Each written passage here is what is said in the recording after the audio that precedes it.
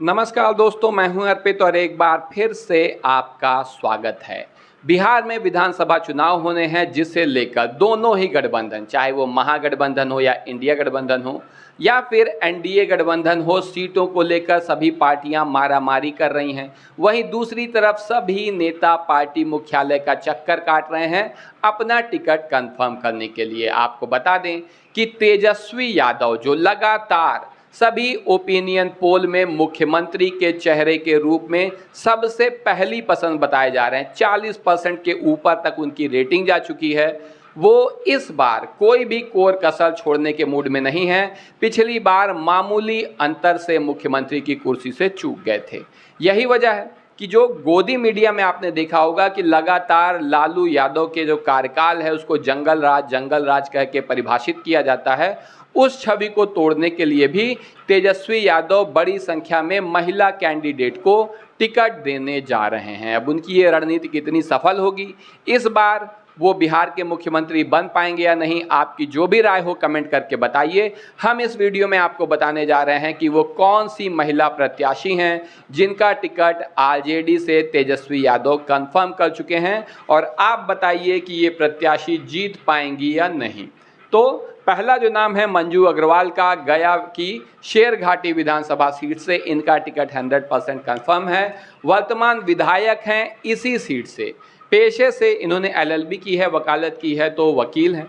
सामाजिक कार्यकर्ता हैं, बिल्कुल बेदाग छवि है, कोई मुकदमा कोई विवाद नहीं है इनके नाम पे, लेकिन फिर भी एंटी इनकम्बेंसी इनके साथ है। और मुझसे कई लोगों ने कहा है कि अगर इसी सीट से यानी शेरघाटी से ही चुनाव लड़ती हैं तो चुनाव हार सकती हैं, इन्हें टिकट देना ही है तो सीट बदल दी जाए। तो इस बारे में आपकी क्या राय है, क्योंकि मैं आपकी राय को सबसे ज़्यादा महत्व इसलिए देता हूं कि जो स्थानीय लोग हैं उनसे बेहतर कोई एग्जिट पोल, कोई बड़े से बड़ा मीडिया ग्रुप सही नहीं बता सकता है।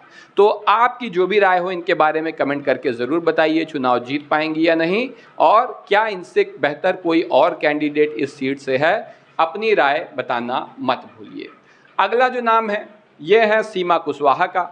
सासाराम विधानसभा से इनका टिकट कंफर्म माना जा रहा है, लेकिन हम ये कहेंगे कि 100% कंफर्म नहीं है, क्योंकि बड़ी संख्या में इनकी फ़ैन फॉलोइंग होने के बावजूद आखिरकार ये एक सोशल मीडिया स्टार हैं और निश्चित रूप से आरजेडी की स्टार प्रचारक हैं। झारखंड विधानसभा चुनाव के समय वहाँ भी ये प्रचार करने गई थी, इन्हें देखने बड़ी संख्या में लोग आए थे।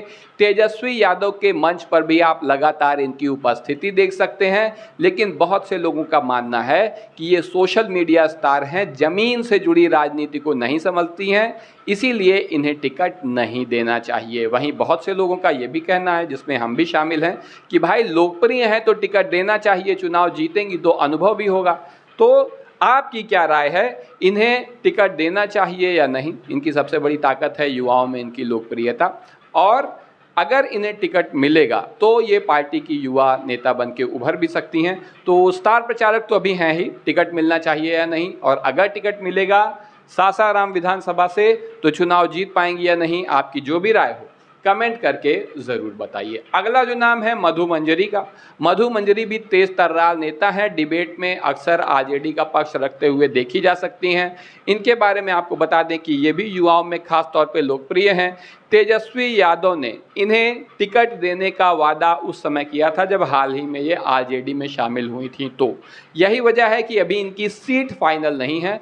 तो मधु मंजरी को किस विधानसभा सीट से टिकट दिया जाना चाहिए और ये चुनाव जीत पाएंगी या नहीं, आपकी जो भी राय हो कमेंट करके बताएं। टिकट इन्हें जरूर मिलेगा 100%, इसमें कोई संदेह नहीं है। अगला जो नाम है यह है अर्चना रविदास का, जिन्हें जमुई से कोई भी विधानसभा दी जा सकती है जिसे ये पसंद करेंगी। आपको बता दें इनके बारे में कि जमुई से 2024 लोकसभा चुनाव में इन्होंने चुनाव लड़ा था। हालांकि चुनाव हार गई थी, लेकिन इसके बावजूद जनता से इनका जुड़ाव काफ़ी गहरा है, बढ़ता ही जा रहा है। यही वजह है कि अर्चना रविदास को यहाँ से टिकट मिलना 100% कंफर्म है। अब टिकट मिलेगा, जमुई की कौन सी सीट इनके लिए सबसे उपयुक्त रहेगी और चुनाव जीत पाएंगी या नहीं, आपकी जो भी राय हो कमेंट करके ज़रूर बताइए। अगला नाम आपके सामने है रितु जायसवाल का, जो कि सीतामढ़ी की परिहार विधानसभा सीट से 100% चुनाव लड़ेंगी। जीतेंगी या नहीं, क्योंकि थोड़ा चुनावी राजनीति में ये उतनी भाग्यशाली पिछले कुछ समय से नहीं रही हैं, जबकि अच्छी नेता हैं, कद्दावर नेता हैं, लोकप्रिय हैं, किसी चीज़ की कोई कमी नहीं है। 2020 में आरजेडी का टिकट इन्हें मिला था, विधानसभा चुनाव लड़ा, हार गई केवल 1549 वोटों से। तो बहुत ही ज़बरदस्त मुकाबला था पिछला जो विधानसभा चुनाव हुआ था उसमें, और थोड़ी दुर्भाग्यशाली रही कि बहुत कम वोटों से हार गई। इसके बाद 2024 में शिवहर लोकसभा से इन्होंने आरजेडी की तरफ से एक बार फिर से चुनाव लड़ा, 29,000 वोटों से हार गई। तो ऐसे में इन्हें टिकट लेकिन अभी भी मिलेगा, कोई ना कोई विधानसभा से, कोई ना कोई क्या परिहार से ही मिलेगा, 100% परिहार से ही मिलेगा। चुनाव जीत पाएंगी या नहीं, आपकी जो भी राय हो कमेंट करके ज़रूर बताइए। वैसे हमारा मानना है कि ये बहुत अच्छा चुनाव लड़ेंगी और जीतने की अच्छी संभावना है, आप अपनी राय दे सकते हैं। अगला जो नाम है बीमा भारती, ये भी हैवी वेट नेता हैं बिहार की राजनीति में। पूर्णिया की रुपौली विधानसभा से इनका टिकट 100% कन्फर्म है। 5 बार की विधायक रह चुकी हैं इसी सीट से, पहले ये जेडीयू में थी, अब आरजेडी में आ गई हैं। आरजेडी के टिकट पर पूर्णिया से ही इन्होंने चुनाव लड़ा था, लेकिन यहाँ से चुनाव जीते थे निर्दलीय प्रत्याशी के रूप में पप्पू यादव।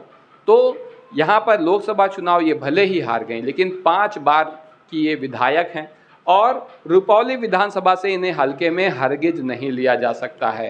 तो इनकी वर्तमान स्थिति के बारे में बताएं तो आरजेडी की प्रदेश उपाध्यक्ष हैं, इसी से आप आरजेडी में इनके महत्व को समझ सकते हैं। और अब ये चुनाव जब लड़ेंगी तो क्या 6ठी बार विधायक बन पाएंगी या नहीं, आपकी जो भी राय हो कमेंट करके ज़रूर बताइए। अगला जो नाम है आप देख सकते हैं, ये है कुमारी अनीता का। कुमारी अनीता जी का राजनीति से कोई लेना देना नहीं है, कोई अनुभव नहीं है, बिल्कुल शून्य।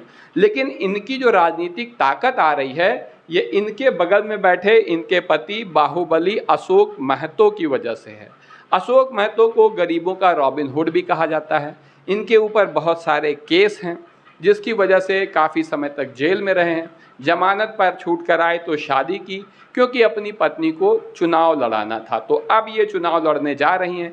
इनकी सीट अभी कंफर्म नहीं है, लेकिन जिस भी सीट से लड़ेंगी लोग मान रहे हैं कि मजबूती से लड़ेंगी। तो इनके लिए सबसे उपयुक्त सीट कौन सी हो सकती है, टिकट 100% मिलेगा, सीट कौन सी सही रहेगी और चुनाव जीत पाएंगी या नहीं, आपकी जो भी राय हो कमेंट करके ज़रूर बताइए। अगला जो नाम है आपको एक बात बता दें, मसौढ़ी से रेखा पासवान वर्तमान विधायक हैं और आरजेडी का खास जो है नज़र है किसके ऊपर, पासवान समाज के ऊपर।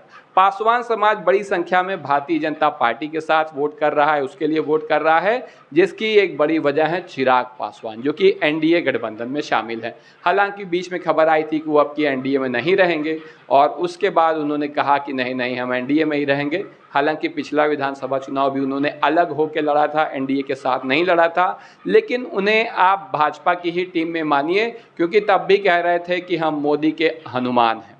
तो इसी से आप समझ सकते हैं फिलहाल केंद्रीय मंत्री भी हैं तो भाजपा के ही साथ रहेंगे।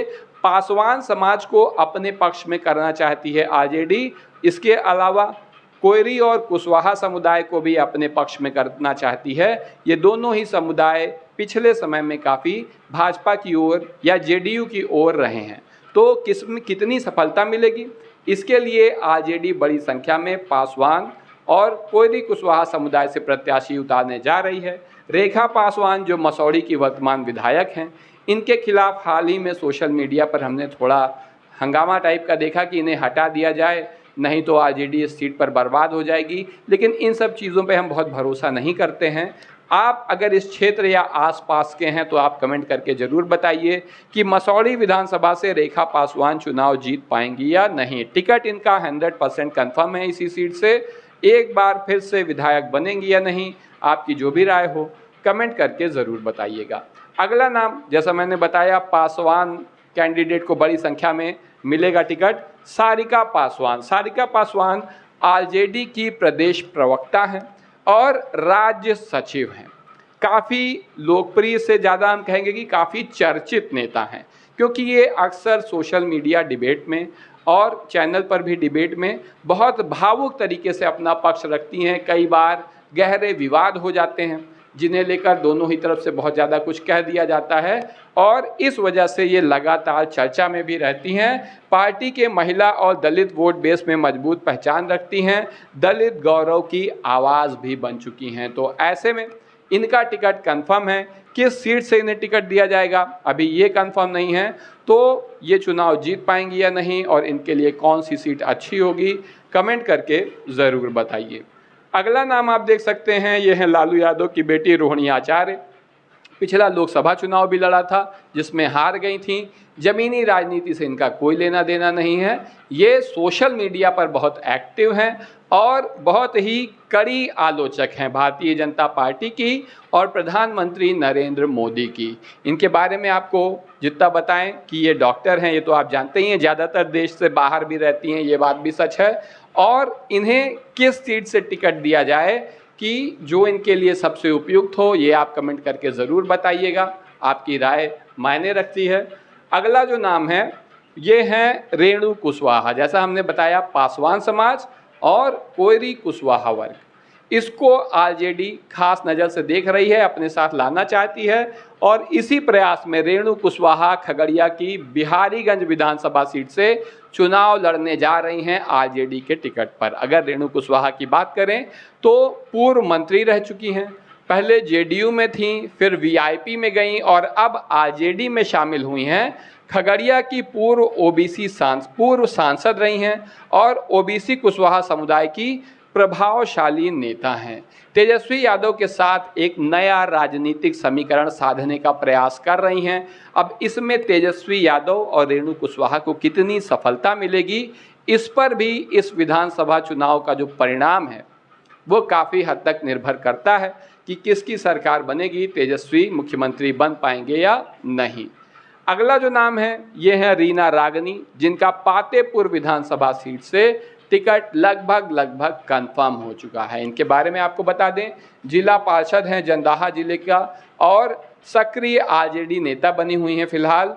अब पार्टी में महिला और ग्रामीण स्तर पर सक्रिय चेहरा हैं। इनका टिकट कंफर्म है माना जा रहा है, लेकिन चुनाव जीत पाएंगी या नहीं, अपनी राय आप कमेंट करके बताना मत भूलिएगा। अगला जो नाम है आप देख सकते हैं, नाथनगर विधानसभा से राबिया खातून का है। राबिया खातून के बारे में आपको बता दें कि इन्होंने उपचुनाव लड़ा था एक बार, लेकिन चुनाव मामूली अंतर से हार गई थी। ज़मीन से जुड़ी हुई महिला नेता हैं। मुस्लिम समाज में गहरी पैठ है, लेकिन सिर्फ मुस्लिम समाज में नहीं बल्कि अन्य समाज में भी इनका अच्छा खासा जुड़ाव है। एक बार उपचुनाव में भले हार गई, लेकिन उससे इन्हें खारिज नहीं किया जा सकता और आरजेडी बड़ी संख्या में ऐसे प्रत्याशियों को इस बार उतारेगी जो नए हैं, जो पहली बार चुनाव लड़ रहे हैं। ऐसे भी आपको कई लोग देखने को मिलेंगे। तो आपकी क्या राय है, राबिया खातून नाथनगर विधानसभा से चुनाव जीत पाएंगी या नहीं, या फिर आपकी नज़र में इनसे बेहतर कोई और कैंडिडेट हो, कमेंट करके ज़रूर बताइएगा। तो ये वो महिला प्रत्याशी थे जिन्हें तेजस्वी यादव इस बार विधानसभा चुनाव में उतारने जा रहे हैं। आपकी क्या राय है, इन लोग जीत पाएंगे या नहीं? और उससे बढ़कर जो आखिरी सवाल है कि क्या इस बार तेजस्वी यादव बिहार के मुख्यमंत्री बन पाएंगे या फिर बिहार में बहार जारी रहेगी, नीतीश कुमार जारी रहेंगे? आपकी जो भी राय हो कमेंट करके ज़रूर बताइए। वीडियो को लाइक करिए, चैनल को सब्सक्राइब करिए और अपने दोस्तों के साथ शेयर करना ना भूलिए। धन्यवाद।